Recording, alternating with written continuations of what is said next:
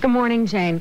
Throughout the years, there have been certain constants in George Harrison's life. A commitment to spiritual growth, his enjoyment of gardening, even his home in England is in the middle of a national park, and of course, there's his music. Music was such a huge part of your life. Do you still make music every day? Maybe not every day, but I do. Although I haven't been involved making any records for a while, I still write tunes. I've got a studio in my house, and I make demos. I leave, there's boxes of demos. Sort of, someday somebody can overdub on them, like Jim Reeves. Maybe I'll make another album. I just got sort of fed up with it. It just seemed, the record business goes through all kinds of different stages, and last time I made an album, I don't think anybody knew what was happening. And they were so busy getting opinions from people on the side of the street of what's supposed to be a hit song. That's what they tell me. Like, a hit single is love lost or gained between 13 and 21-year-olds. What kind of chance does that give me? So I'll just go gardening for a bit. Maybe I would mind a concert here or there, but it's not, it's not my idea of fun, really.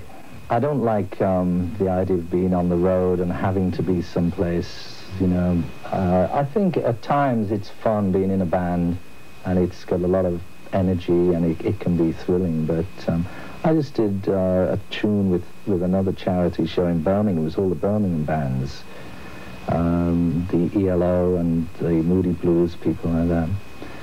And that was fun, just to get up and sing Johnny B. Good is easy, but I don't really want to go out there singing all my tunes day in, day out. In the recent video, the Carl Perkins special, you honored him and you thrilled him by participating. Why did you choose to do that? Well, I was, my apprenticeship, I think, was with that kind of music, and I'd met Carl years ago. He was such a nice, sweet man, very, very genuine person. And I think I just liked that music so much. I thought, well, if I'm ever going to get up and do something again, then this thing, at least I know how to do this sort of stuff. I hear you, George. Play that lick, will you?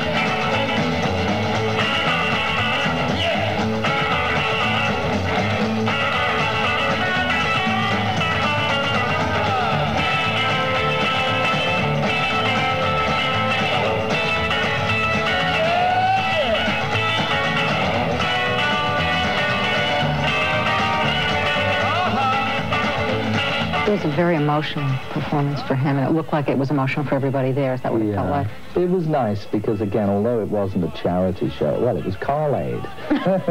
But it was, I think, again, most people just did it because they loved Carl Perkins, and that's it. And so it went a bit beyond, the usual thing of getting up posing and aren't I cute, look at my skin shine, look at my... Your commitment to spiritual values has been a constant part of your life. In the form that we experienced it in the 60s, devotees and gurus, is that still the form that it takes in your life?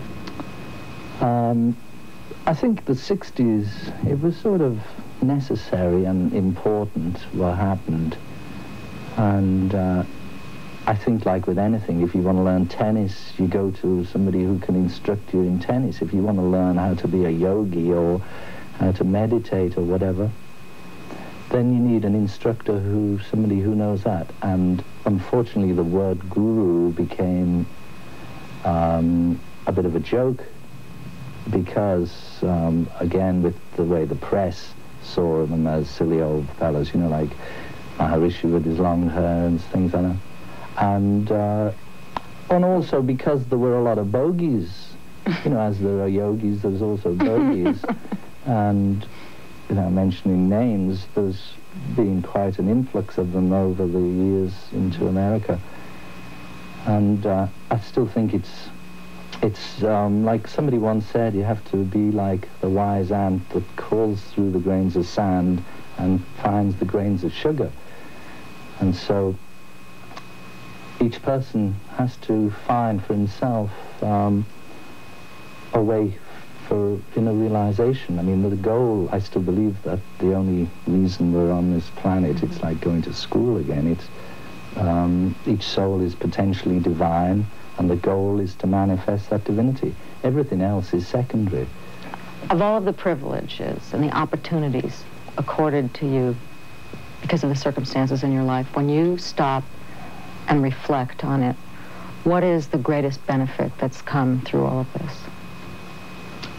The greatest benefit, I think, is the knowledge that's come from the experience, and that is that I don't really know what it is. It's very subtle, but it's something like, you know, only by going through certain things do you understand what happened and why it happened, and have some sort of deeper strength that comes out of that. And I suppose that's the main thing. But through the 60 years, I got into India. I think that was the one thing in my life that I could have done without everything else, but that one thing of getting in touch with what's inside through Maharishi and Ravi Shankar and Indian music and the spiritual thing. That